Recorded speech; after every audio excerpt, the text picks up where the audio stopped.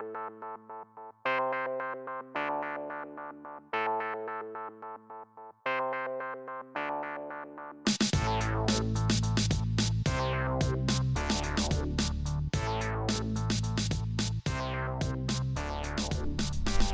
welcome in to another edition of the Gamecock Central Radio Podcast. Wes Mitchell, Chris Clark here today, talking, of course, Gamecocks fall camp, as we have been for the last couple of weeks. Week 2 is in the books. Week 3 has begun. South Carolina offensive line coach Eric Wolford, in his second stay, obviously, at South Carolina, spoke to the media on Tuesday morning after practice, and that's sort of, I guess, the most newsworthy thing that's happened since we've done a podcast is Wolfie getting on the mic. We're getting to hear from these guys at least once, all the assistants during spring practice, so always interesting to hear what they have to say. Chris, I thought that these coaches don't always necessarily give you everything, but I thought in a lot of ways Wolfie was pretty open and honest in what he had to say, and also I felt like you sort of got a little feel of what's going on at times just reading between the lines. You know, he didn't necessarily name his starters, but he did say he has a pretty good feel of who will start, and I think from what we're able to gather, we can sort of already fill in the blanks there, and he did. I guess the most newsworthy thing from all this, Chris, was that Malik Young, I'm trying to think of exactly how he said it, Malik Young would most likely start at left tackle against NC State. That obviously still can change. I think Dennis Daly, as we know by now, has made a very real push for that position, but I think a lot of times, these coaches go back to experience and go back to consistency, and I think Dennis Daly probably, Chris, has a bit more upside at that position, it sounds like, but it sounds like Malik Young is the guy who right now they're just most comfortable with at left tackle. Yeah, and that's something that Will Muschamp hits on a lot is, he mentioned it when he was talking about the defensive side of the ball the other day and saying that, look, we're going to have 9 guys, and they had discussed it in a staff meeting. We've got 9 guys going into this season in which we don't know what they're going to get. And that's what he was talking about with his defensive staff. So he says, hey, I don't know how these guys are going to respond when we get under the lights and 80,000 people and all that. They can get a decent idea from practice, sort of know what they got athletically, what guys can and can't do based on practice, based on their review of film and things like that. But there's still an unknown. And so if you're putting in a first-time starter against a good defensive line in NC State and Dennis Daly, even if you feel good about what he did in camp, there is still that little bit of consternation of having a first-time guy in there. And so he has made a big push.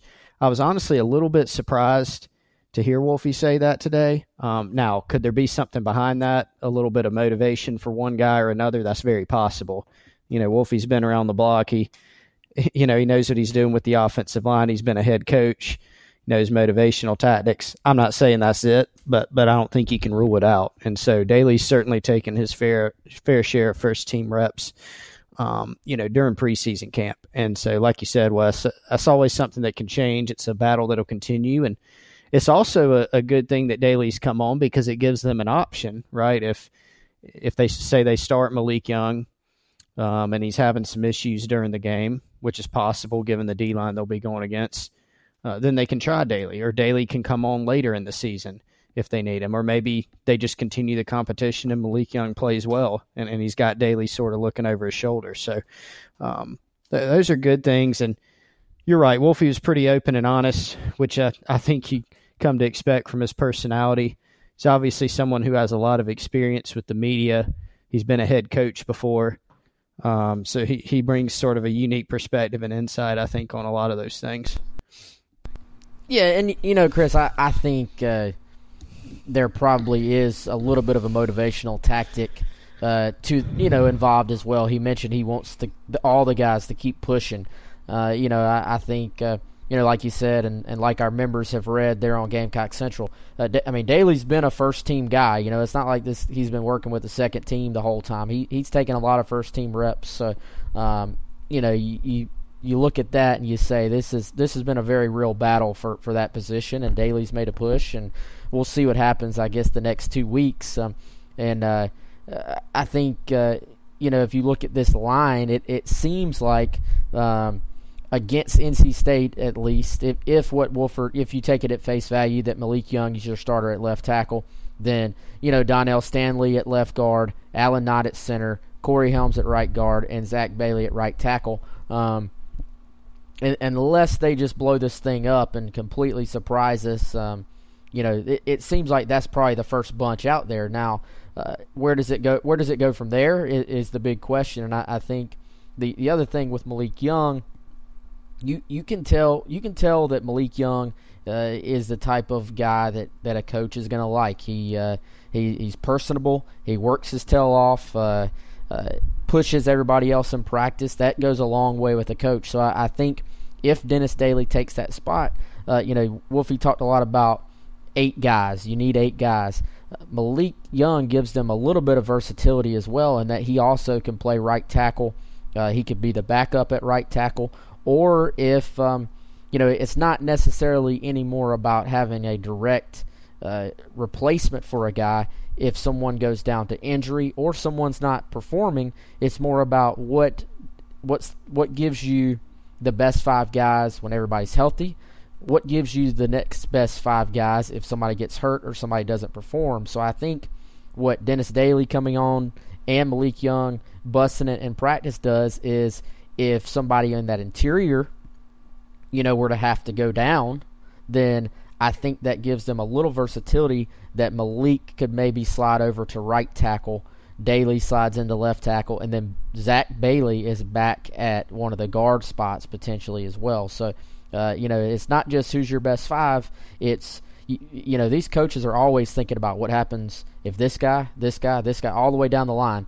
What happens if someone goes out? So I think that's something that Malik Young, the trust level that they seem to maybe have with Malik Young this year is a positive thing for the line as a whole, I think. Yeah, it's like Muschamp put it when he was talking about the secondary, and this, I guess, sort of a paraphrase. I believe it was something like, it's not about, the next guy up at the position. It's about the next best guy. And so that's why in the secondary, you've seen several guys that can play multiple positions. Chris Lamons, they went into this season, they said, hey, we're going to play this guy at safety or nickel. That's our biggest need, because they wanted to move Rashad Fenton out to corner. But if Chris Lamons had to slide over to corner, if one of those guys went down, he'd play corner, because he's played there, and he'd be, as Muschamp said, the second best guy there. Stephen Montack can play any position in the secondary. They've got a couple guys back there who are versatile, and so that's what they could build on the offensive line. They'd have to figure out some things. Corey Helms could slide to center if something happened to Alan Knott.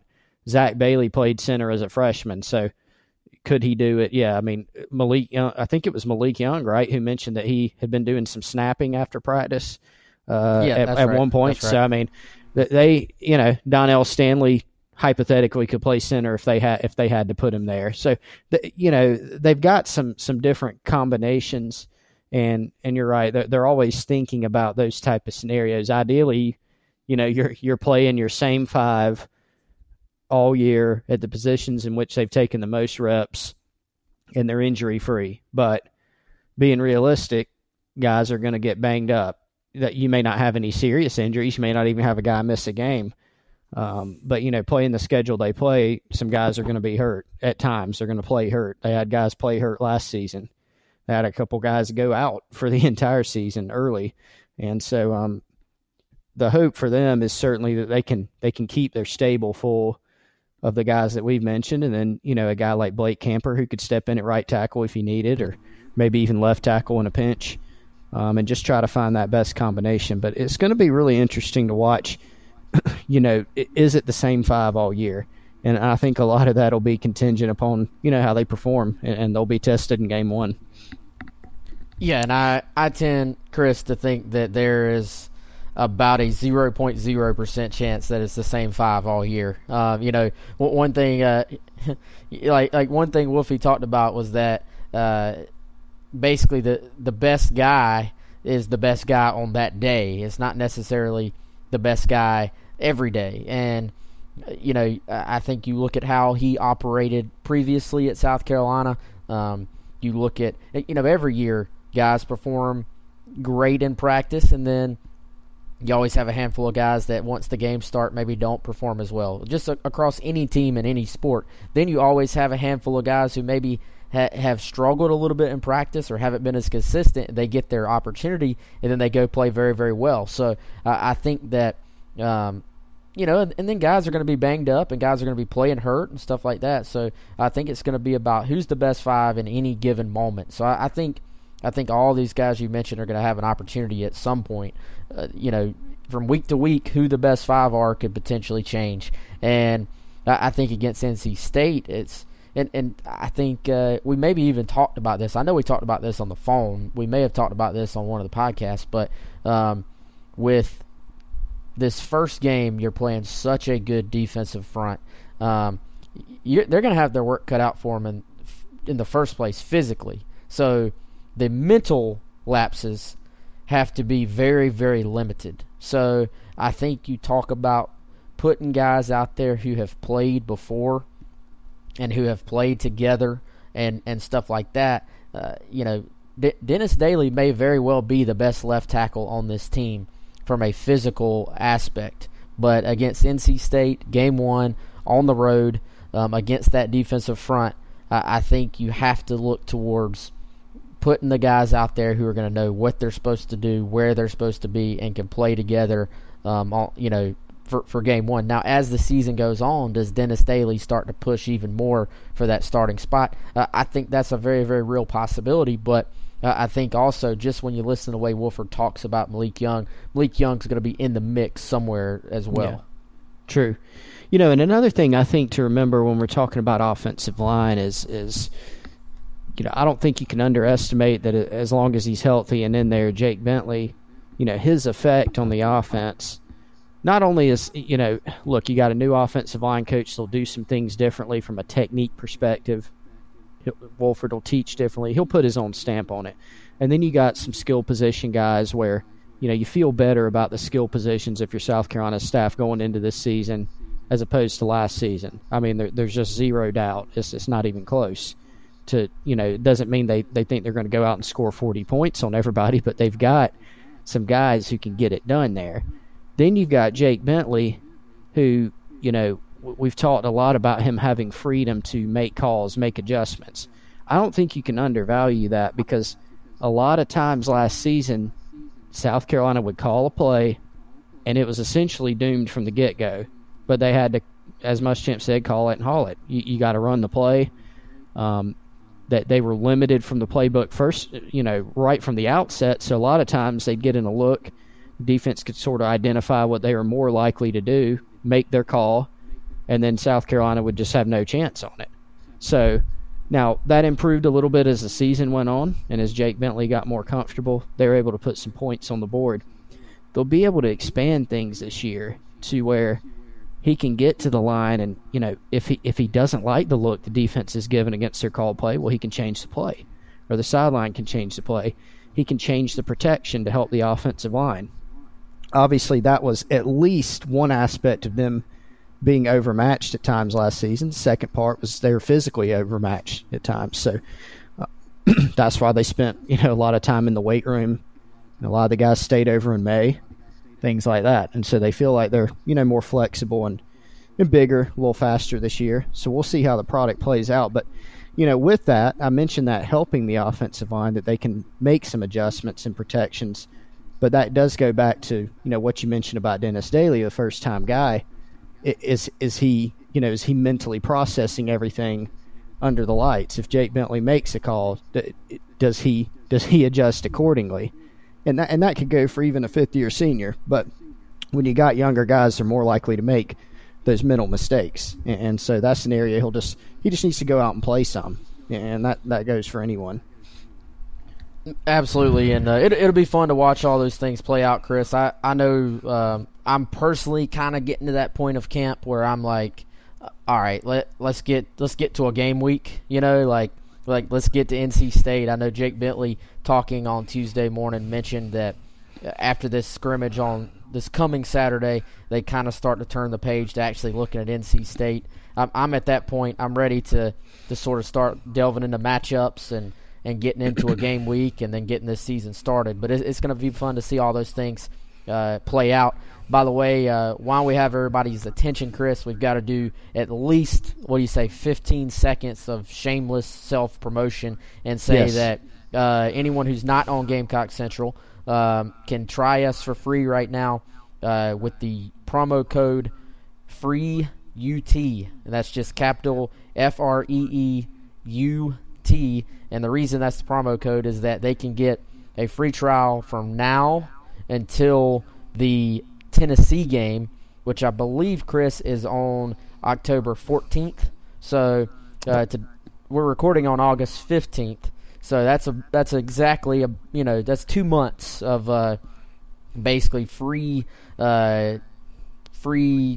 insider reports, Carolina Confidentials, practice insiders, scoop on our premium message board, the Insiders Forum. So anybody that's listening that hasn't tried it, check it out. Free UT. And hey, students that have interest in checking us out, all students get Gamecock Central for free in the first place. So all they need to do is just reach out to us. Easiest way maybe just to tweet us at Gamecock Central, or you can shoot me an email if you want. If you're a student, want me to get that set up, it's just Wes at GamecockCentral.com. By the way, I have some comments I'm going to play now from Eric Wolford, Chris. I actually thought one of the most interesting things that he said was him talking about basically how he tries to connect with kids. And he said it sort of interesting in that a player's brain may not process a word necessarily the same way that he is communicating it out there. So he does a lot of sort of back and forth with his players, particularly his older players, about kind of how to process things. And here's just a couple of quick comments from Eric Wolford there. Alan and Corey. Alan and Corey have been tremendous. They're consistent. They work hard. They're leaders of our group. There's no question they're leaders of our group. They're the hardest working guys. They push through. They hold each other accountable. They hold the rest of the guys in the group accountable. And, they step in. I bounce ideas off them. I want to know how their brain sees it. How does this hit your brain? I'll ask them before I make a final decision on how we're going to call something or the language that we're going to use to communicate quickly when the defense changes the picture. I'll ask them because I trust them. They got game experience, and they're the ones playing. Just because I say something doesn't mean it hits those young kids' brains the same way it hits my brain. It's got to be the fastest way it hits your brain so that way we can get the job accomplished. With your first... That, of course, Eric Wolford today after practice on Tuesday morning here while we're recording. And just very, very interesting, I thought. A little bit of a sort of dive into the mind of a college football coach and sort of going beyond the X's and O's and how they're trying to connect. And I think, Chris, you'll probably agree that one thing about Eric Wolford, other than the technical side of the NFL experience and stuff like that, he seems to get it as far as trying to connect with younger guys. I think anytime you have an adult, obviously, coach, being able to communicate to where the younger players just get it and it hits home with them, it is always a big thing. And it sounds to me like that's something that Eric Wolford not only takes seriously but puts a lot of thought into, Chris. Yeah, you do. I mean, that's part of being a good coach. You can have all the knowledge in the world, about techniques and scheme and all those things, but I think what marks a good coach, you got to have that schematic and technical knowledge. And if the more you have of that, the better position you're going to put yourself in to serve your players, to put them in those positions. But you do have to be able to communicate it. And I think when a player trusts a coach, and this goes from any level, I mean, high school on up, even younger than high school, and then from college to the NFL level, that trust factor is really big. So, I mean, I think it's something that we've seen about Will Muschamp is a lot of the players, in talking to the players when we get the opportunity in media settings or talking to other people around the program, the players have such a respect, I think, for Will Muschamp because they see his work ethic on the things that he can work on. I mean, he can't go out there and put on pads and a helmet and practice with him, even though he has been through that grind. But they see what he does in recruiting and how he runs camp and how he tries to teach them, and they respect that a lot. And a lot of USC's top guys, we ran a story in the offseason with Hayden Hurstad where he said Hayden Hurst was saying he'd do anything for the guy. And so those things matter, I think, and it really helps with the buy-in. So when you get a new voice like Wolford who comes in, I mean, people can look at the resume and say, okay, this guy probably knows what he's doing, but it comes down to, how he communicates with the guys. Do they trust him? And it really looks like it's been so far so good on that front because they've been receptive and open to his ideas. And he recognizes that he's going to have a lot of different personality types on the team because, as we know, Wes, from covering these guys in recruiting, he does. He's got a lot of different types of personalities, some unique guys on the team. And so the way you communicate with one is not the way you communicate with another or motivate, another. So that's something that you always have to go through as a coach.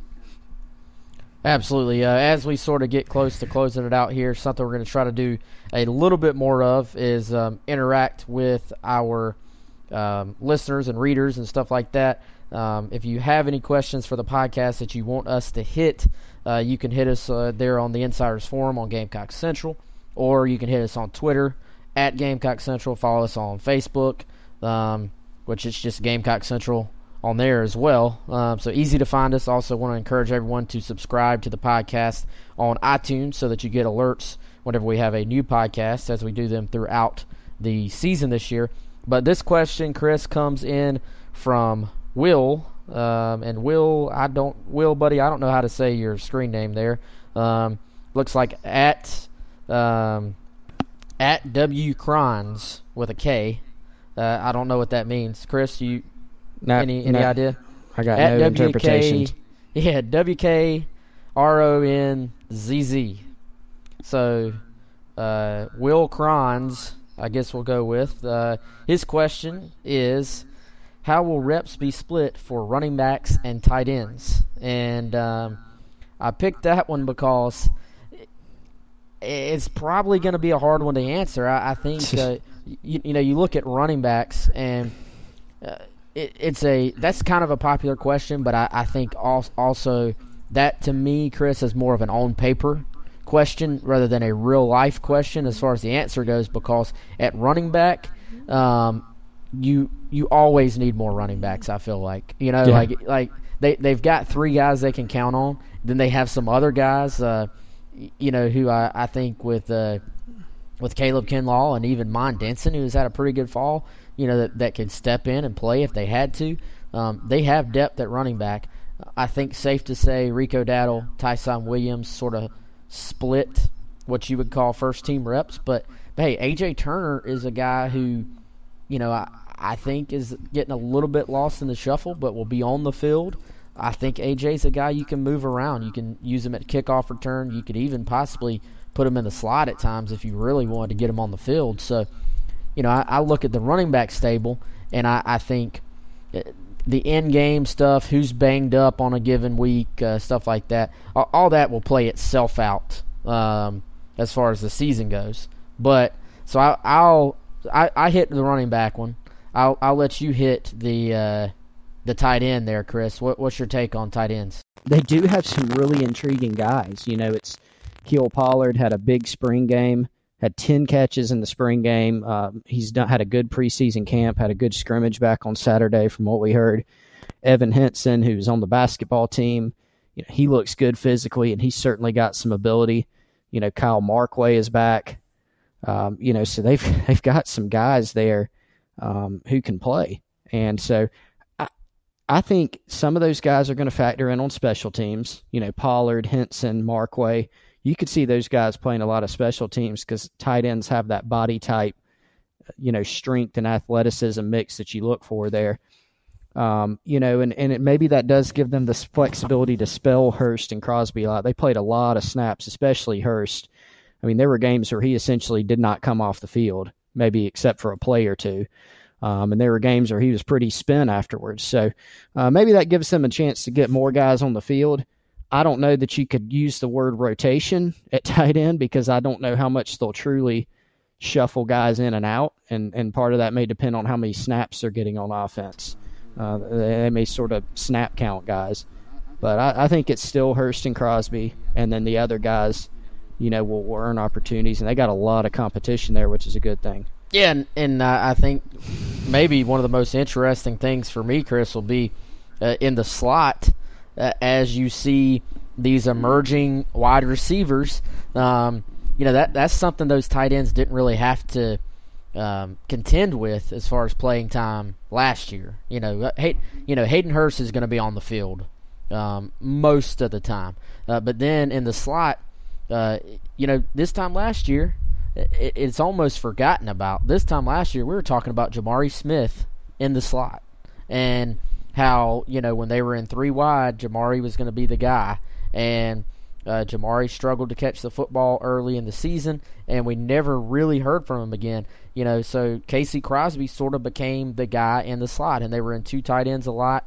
Obviously, Jacob August had his place as well and was on the field probably more than he even gets noticed. But I like your point about special teams. I think a guy like Evan Henson, with his athletic build, is perfect to help on a lot of those special teams units.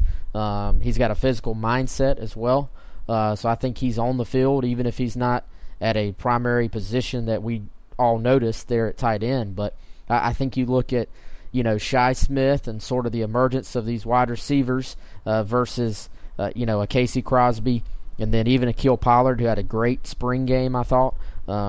The real competition sort of goes beyond an actual position group, and it's going to be about what guy can sort of win that slot spot among the receivers and the tight ends. Then it's going to go down to matchups as well. And I think some of the diversity in this offense is that if you're Kurt Roper, you can kind of I think you at the very least want to just give every team a look at all these guys. You want to just get them on the field.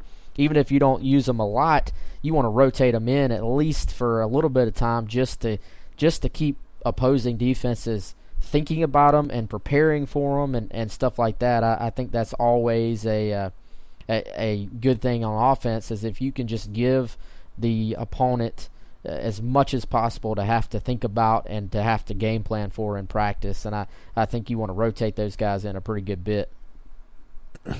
Yeah, and you made a good point there. I mean, one thing that Will Muschamp mentioned last season when folks were asking about Casey Crosby, is he said he's a hard guy to count for the defense. So, when he goes in there, he's a tough matchup because he's a tight end, sort of H-back type guy who you can line up in different spots. I mean, a lot of times he's just straight up slot wide receiver, but he can line up in line if you want him to, or he can line up sort of on the wing or as an H-back type if they want him to. They could do a lot of different things to him. So when you're a defense, if the offense is making a change, say they trade up, trade out Shi Smith and then they send in Crosby to the game. Well, the defensive staff on the other side's they're aware of that they know the personnel that's coming in. They've studied it on tape, what the other team may run, what the guys can do. And so Crosby comes in, and now that may dictate what kind of defensive personnel you send in. You got to make a decision. Do you go to nickel? You sort of maybe anticipate where he's lining up. Now, you can change your play real quickly after the guy gets lined up. But when you got a guy who's a matchup problem like that, and you can line up in some different spots, it can put more of a strain on the defense, that's exactly what you're trying to do as an offensive coordinator. Yeah, so all those things will be fun to see how the, progression of the offense plays out before us. I think it's been interesting that we hear about the diversity of the offense and the different things they're going to do, but we don't necessarily hear the details. So that's something that's going to, they've sort of played close to the vest, and it'll be fun to watch in the opener. Again, if you want to send in your questions, we're going to be taking those on Twitter, on the Insiders Forum, and all that moving forward in our next podcast. I guess as we close it out here, Chris, Next scrimmage is on this coming Saturday. First scrimmage in the books. Is there one maybe topic in particular that, or position battle, or just what's your focus? I guess I should say.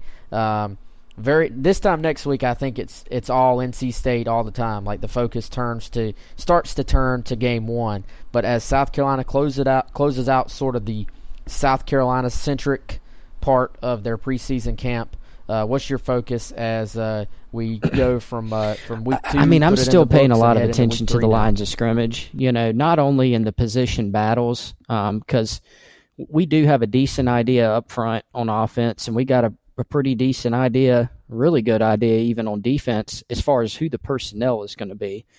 But I think they've got to just continue to improve and get better on, defensively disengaging from blocks, something Will Muschamp pointed to. He said he thinks they're better at, fitting gaps and disengaging from blocks and things like that, things they really struggled with last season. So that's, they're still at that point up until, like you said, Wes, that last scrimmage where they're still working on South Carolina. They're not trying to beat NC State at this point. They're trying to get to a point where they can go in and start those preparations to beat NC State. They're working on themselves right now. They're scouting themselves. They're seeing what they can and can't do. And so for this team to, be able to take the next step, I think they're going to have to be solid, better than they were last season on both lines of scrimmage. And I don't think we can expect them to make this astronomical jump on either side of the football in that regard.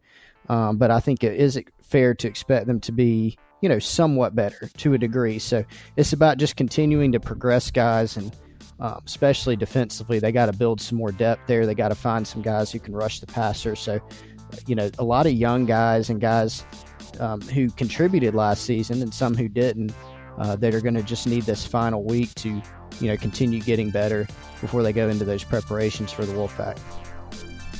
That's it for this episode of Gamecock Central Radio Podcast. For Chris Clark, I'm Wes Mitchell. I want to encourage everyone to hop on GamecockCentral.com and try our free trial. Again, that's free UT is the promo. I promise you, I guarantee that you'll find something on there that you'll like, whether it be our football coverage, recruiting coverage, or even, once baseball fall practice gets started. And then it'll be basketball before we know it as well. So there's something on there for everybody on GamecockCentral.com. For Chris Clark, I'm Wes Mitchell. Gamecock Central Podcast is out.